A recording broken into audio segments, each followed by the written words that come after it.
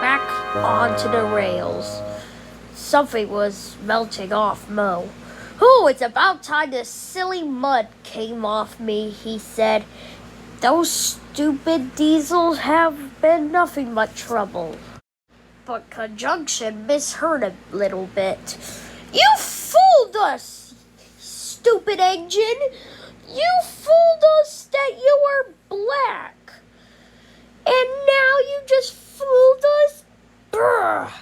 Hey, it wasn't my idea. I thought it was a stupid idea too. It was by that fake Mo thing and Diesel." "We'll see about that," said Drew. "I agree. We'll have a talk with you tonight," said Thomas.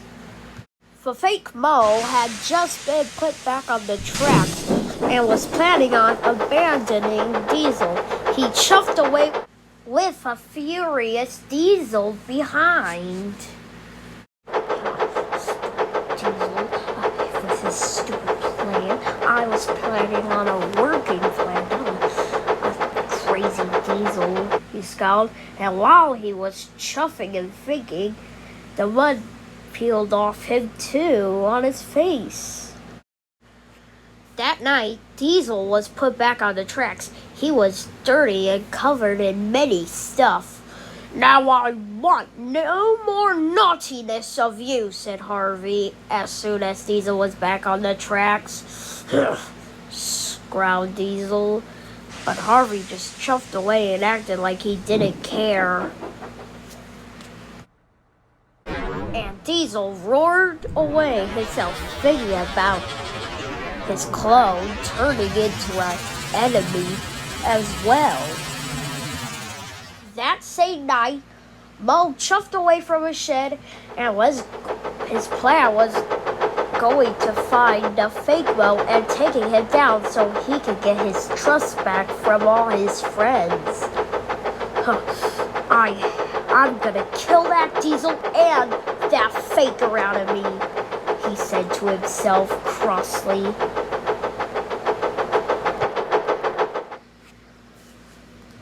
The two enemies that used to be friends met up.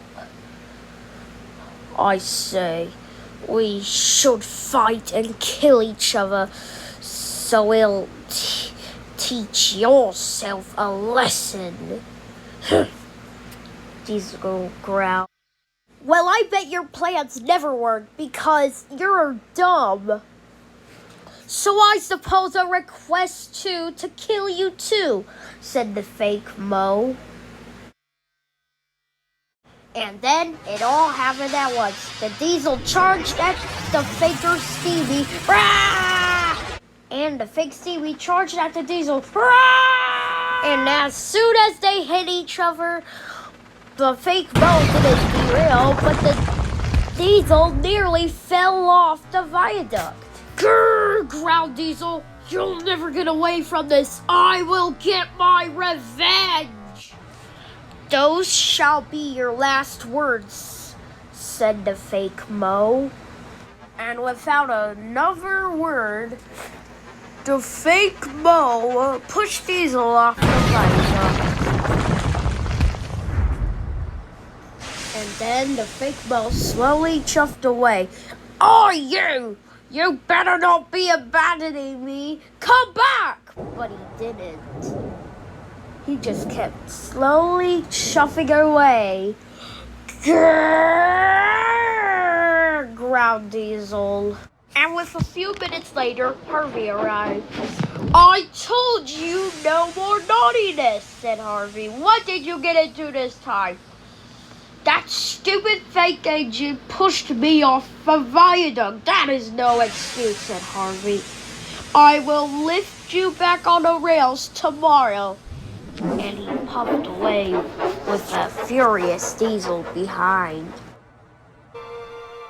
Meanwhile, with the real Mo, he was chuffing all night looking for the fake Mo. He was going to kill him when he saw him.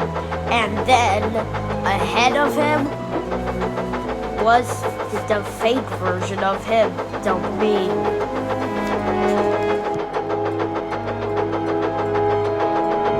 But of course, the fake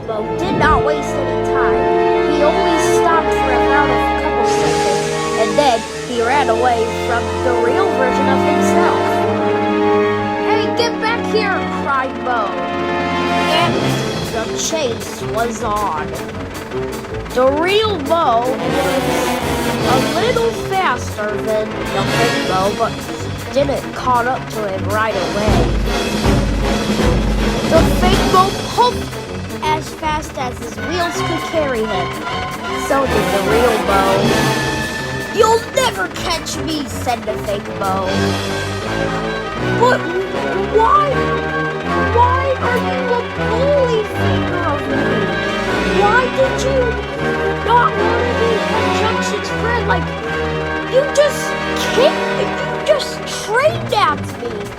But luckily, Thomas and Drew were there to save me, and Conjunction. And Molly. "Okay, why are you just doing this?"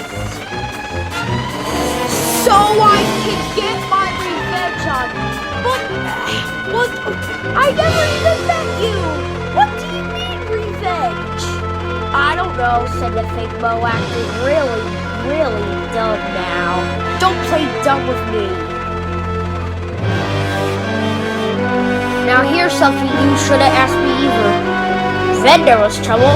The rails became slippery for no reason. And as they gone through curves, the fake Mo nearly lost control. His wheels slipped and slipped. And then his wheels finally made the decision.